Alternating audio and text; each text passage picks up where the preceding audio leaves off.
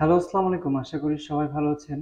তো আমি বিগত একটা ভিডিওতে আপনাদেরকে জানাইছিলাম যে আমি নর্থ ম্যাসেডোনিয়ার ভিসা পেয়েছি। কিন্তু ভিসা পাওয়ার পরে আমার একটু ভিসা রিলেটিভ কিছু জটিলতা তৈরি হয়। তো আমি আগের ভিডিওতে জানাইছিলাম যে আমি আসলে নর্থ ম্যাসেডোনিয়ায় যেতে পারবো কিনা। তো আজকের এই ভিডিওটিতে আমি আপনাদেরকে প্রপারলি ক্লিয়ার করে দেবো যে আমি আসলে নর্থ ম্যাসেডোনিয়াতে যেতে পারবো কি পারবো না। তো আমার সবকিছুই ঠিক ছিল। আপনার আমি ৩ মাস ২৪ দিনে ভিসা পেয়েছি। সি ক্যাটাগরির ভিসা, ভিজিট ভিসা। যেহেতু আমার ওয়ার্ক পারমিট ভিসা করার কথা ছিল, মানে ডি ক্যাটাগরির ভিসা করার কথা ছিল, সেক্ষেত্রে আমার তারা সি ক্যাটাগরির ভিসা করায় তারা আমাদেরকে একটা তারা বলে যে আপনারা ডিসিশন নেন, আপনারা সিদ্ধান্ত নেন, আপনাদের ভিসা টিসা কমপ্লিট হয়ে গেছে, আপনারা এখন ফ্লাই করার জন্য প্রস্তুতি নেন। আমাদের পেমেন্টটা, যে অর্ধেক পেমেন্ট দেওয়ার কথা ছিল, সেই পেমেন্টটা দিয়ে আপনারা ক্লিয়ার করে নর্থ ম্যাসেডোনিয়াতে চলে যান। তো ভাই আমরা আসলে 11টা ছেলের সিদ্ধান্ত নিই যে আসলে আমরা এইভাবে যেতে পারবো না। আর এসবগুলো আসলে না বলি এখন, কারণ হচ্ছে আমরা প্রথমত যে সমস্যাটা আমাদের হয়েছে সেটা হচ্ছে আমাদের যে এজেন্সি, তারা আমাদের ভিসা করাইছে কিন্তু আমাদের কোনোভাবে নর্থ ম্যাসেডোনিয়ায় পৌঁছাতে পারেনি। তারা সি ক্যাটাগরির ভিসা করায়ও তারা আমাদেরকে কোনোভাবে পৌঁছাতে পারেনি। আর আমাদের ভিসার মেয়াদটা শেষ হয়ে গেছে। আমরা 11টা ছেলে যেতে পারিনি। আহ, আমাদের আহ, প্রত্যেকেরই মন খারাপ, বাট কিন্তু অনেকেই ভেঙে পড়েছে। কিন্তু কি করার আছে, এখানে কিছুই করার নেই। কারণ যেহেতু পুরো প্রসেসিংটা ছিল বাইরের, আমাদের নিজেদের হাতে ছিল না। তো আমরা আল্লাহ যেটা করে ভালোর জন্য করে। তো আপনারা যারা ভিডিও দেখছেন তারা অবশ্যই আমাদের জন্য দোয়া করবেন, আমরা যেন আবার নতুন করে ফাইলপত্র এক জায়গায় করতে পারি, করে প্রসেসিং করে আবার জমা দিতে পারি। একটা এই যে লং টাইম একটা সময় নিয়ে আমরা বসে থাকলাম। তো আহ, আমাদের এরকম অনেকের সাথে হচ্ছে যে নর্থ ম্যাসেডোনিয়ার ভিসা করাচ্ছে সি ক্যাটাগরির ভিসা। সি ক্যাটাগরির ভিসা করায় তাদের কাছ থেকে পেমেন্ট নিচ্ছে, নেয়ার পরে তারা একটা সময় এসে কাজ করতেছে না। তো আমি আপনাদেরকে বলবো যে আমার সাথে যে জিনিসটা হয়েছে সেটাই কিন্তু আমি আপনাদেরকে তুলে ধরেছি। তো আমি চাই যে আমার মতো আরো আমার ভাই ব্রাদার যারা আছে নর্থ ম্যাসেডোনিয়াতে জমা দিচ্ছেন বা ভিসা পাইছেন, তাদেরকে আমি এই ভিডিওর মাধ্যমে একটু মানে জানাই দিতে চাই যে আপনারা খুব কেয়ারফুলি জিনিসটা হ্যান্ডেল করবেন। কারণ আপনার হালকা একটু, হ্যাঁ, আপনার সিদ্ধান্ত যদি বেলাইন করে ফেলেন তাহলে কিন্তু আপনার অর্থ নষ্ট হয়ে যাবে অনেক। মানে এখানে যে কি পরিমাণ অর্থ নষ্ট হবে সেটা আপনি বুঝতে পারছেন না। আর আপনারা ধৈর্যহারা হবেন না। নর্থ ম্যাসেডোনিয়ার ডি ক্যাটাগরির ভিসা যদি আপনারা করতে পারেন তাহলে আলহামদুলিল্লাহ, আপনাদের কোনো ঝামেলা নেই। আপনাদের কোম্পানি এসে রিসিভ করবে, আহ, কাজের ব্যবস্থা করবে, আম, থাকার ব্যবস্থা করবে।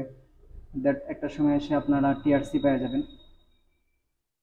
তো আমরা 11টা ছেলে যেতে পারিনি। তো আমাদের জন্য অবশ্যই আপনারা দোয়া করবেন। আর আমরা নতুন করে আবার ফাইলপত্র জমা দিব। তো আমরা আসলে কোথায় জমা দিব এখনো পর্যন্ত সিদ্ধান্ত হয়নি, কারণ আমাদের পাসপোর্টটা তো আটকা রয়েছে। আমাদের 11টা সেলের পাসপোর্ট টোটালি আটকা রয়েছে, কারণ আমরা পাসপোর্টটা কালেক্ট করতে পারিনি। তো পাসপোর্ট কালেক্ট করতে পারিনি, টোটাল প্রসেসিংটা হয়তো একটু লেন্দি হবে, কারণ আমাদের পাসপোর্ট কালেকশন করা থেকে শুরু করে সব কিছু কমপ্লিট করে আসে আমরা আবার কোথায় জমা দেব।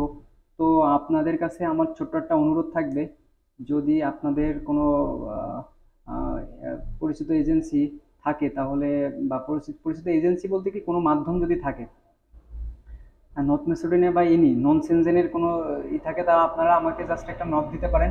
আমি বিষয়টা দেখবো ভেবেচিন্তে। আর আমরা তো একটা সিদ্ধান্ত নিছি যে আসলে কোন পর্যায়ে কিভাবে করব।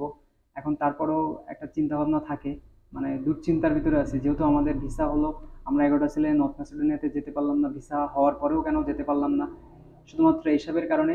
আপনারা অবশ্যই সি ক্যাটাগরি আর ডি ক্যাটাগরি ভিসা সম্পর্কে একটু জানবেন, একটু ঘাটাঘাটি করলে বুঝতে পারবেন। তাই আপনাদের কাছে অনুরোধ থাকবে যে আপনারা সি ক্যাটাগরির ভিসাতে নর্থ ম্যাসেডোনিয়াতে যাওয়ার জন্য প্রস্তুতি নেবেন না। আপনারা অবশ্যই ডি ক্যাটাগরির ভিসাতে নর্থ ম্যাসেডোনিয়া যাওয়ার জন্য প্রস্তুতি নেবেন। আপনি যখন ভিসা করার মানে ফাইলপত্র জমা দিবেন, অবশ্যই একটা ভালো এজেন্সি দেখে জমা দিবেন। দিয়ে তারপরে আপনি হচ্ছে তাদেরকে জানাই দিবেন যে অবশ্যই কিন্তু আমরা ওয়ার্ক পারমিট ভিসা নেব, কাজের ভিসা। আর এখানে একটা সুবিধা হচ্ছে যে আপনার আপনারা কাজ না জানলেও ওই নর্থ ম্যাসেডোনিয়াতে যাওয়া যায়। এখানে আপনার কোনো ঝুট ঝামেলা ছাড়া। আমরা তো 3 মাস 24 দিনে ভিসা পাইছিলাম, কিন্তু কোনোভাবে যেতে পারিনি। তো আপনাদের কাছে একটা অনুরোধই থাকবে, আপনারা আমার জন্য দোয়া করবেন, আমাদের জন্য দোয়া করবেন। আমরা যেন আবার নতুন করে পাসপোর্টটা তৈরি করে আবার নতুন করে যেন জমা দিতে পারি। তো অনেকেই অপেক্ষায় ছিল, অনেকেই কমেন্ট করতেছে ভাই আপনাদের শেষ কি হয়েছে। সেটা আমি হয়তো এখন এই ভিডিওটা বেশি লম্বা করতে চাচ্ছি না, জাস্ট এতটুকু বললাম যে আমরা যেতে পারছি না। তো এটা খারাপ ব্যাপার, এখানে মন খারাপ হওয়ার বিষয়, কিন্তু স্বপ্ন তো বুনে ফেলেছি, স্বপ্ন দেখে ফেলেছি। এখন স্বপ্ন যখন দেখা শুরু করেছি, তখন এটার একবার না আরেকবার চেষ্টা করে দেখি।